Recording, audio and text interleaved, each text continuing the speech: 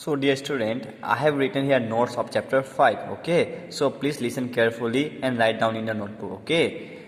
The arranging of elements into different groups on the basis of their similarities in their properties is called classification of elements, okay? The classification is mainly done on similarities property, okay? So the classification of similar elements into groups make the study of element easier. So student, classification make you easier to study, okay, and easy to memorize all the elements, okay. So there are about 118 elements known so far, okay, and out of this 94 elements are naturally occurring, okay.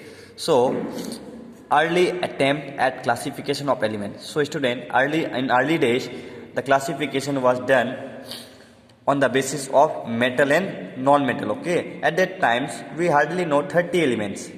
So listen here, the earliest attempt to classify element was grouping the then known elements, about 30 elements, into groups called metal and non-metal, okay.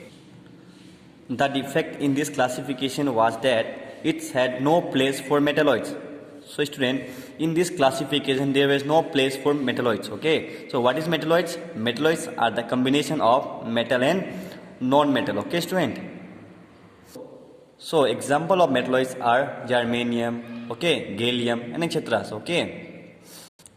Again the student, you see here the chemist who classified the periodic table. So student, there were only 4 chemists, okay. One was Dominier, he was the first guy to classify the element. Again Newland Octave, Mendeleev, and lastly Henry Moseley, okay.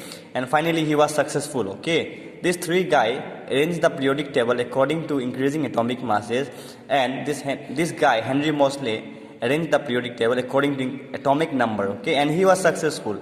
Now we are studying this modern periodic table invented by Henry Moseley, okay. So let's study Dominier traits, the first guy who tried to arrange the element, okay, according to his traits. Traits means a group of 3 elements, okay student.